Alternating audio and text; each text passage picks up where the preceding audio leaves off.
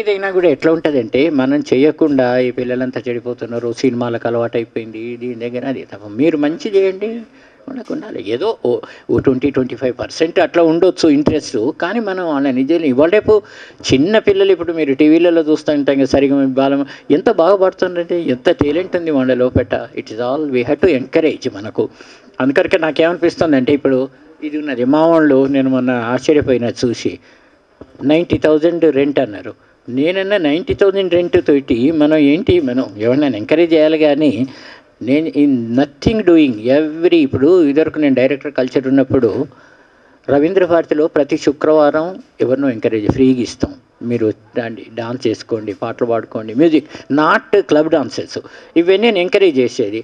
ఇప్పుడు అక్కడ కూడా ఏం చేస్తున్నారు, విపరీతమైనటువంటి పెంచిండ్రు ఛార్జెస్. కానీ మనం అటువంటి అప్పుడు మనం ఇట్ ఈస్ టు, అందుకొరకు నాకు ఐడియా ఏముందంటే ఇక్కడ లెటర్స్ ప్రతి Saturday Sunday we want to give free అండి.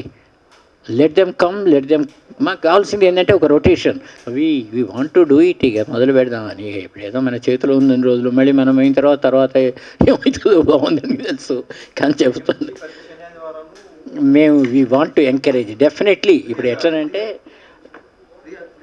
ఫ్రీయే, మళ్ళీ అక్కడ కూడా మనం టికెట్లు పెడితే మన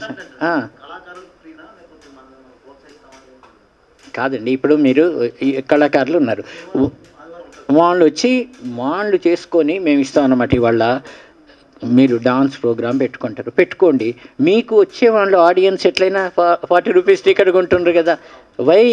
ఇక్కడ మళ్ళీ టికెట్ అటువంటిది ఉండదండి. We don't want it.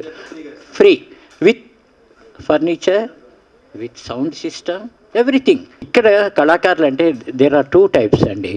కళాకారులు కూడా మీరు ఫోక్ వాళ్ళని తీసుకోండి, వాళ్ళకి ఎంకరేజ్మెంట్ లేదు. ఇప్పుడు ఏదైనా మీరు తీసుకోండి, గోండ్ తీసుకోండి, లంబాడ తీసుకోండి, గుస్సాడి తీసుకోండి, అటువంటి వాళ్ళకు ఎవరు చూస్తారు? మీకు స్టేజ్ ఇచ్చి వాళ్ళను ఎంకరేజ్ చేయటం మన బాధ్యత. వాళ్ళకి ఇవ్వండి, డబ్బు ఇవ్వటంలో తెరిసిను, ఎందుకంటే వాళ్ళని పిలిపించి మనం ఇది చేయాలి. కానీ ఇప్పుడు మీరు సిటీలో దగ్గర 2, నేను ఎప్పుడో ఇది చేయించినాను, దగ్గర 600 ఇన్స్టిట్యూట్స్ ఉంటవి. పెద్ద వాళ్ళే కొన్ని, ఇప్పుడు శోభా నాయుడు, డాక్టర్ అనురాధ, ఇటువంటివన్నీ మీరు అటువంటి వాళ్లకు వాళ్ళు డబ్బు తీసుకొని పిల్లలకు నేర్పుతుంటారండి, విన్నారా? కానీ వాళ్లకు స్టేజ్ అనేది దొరకదు.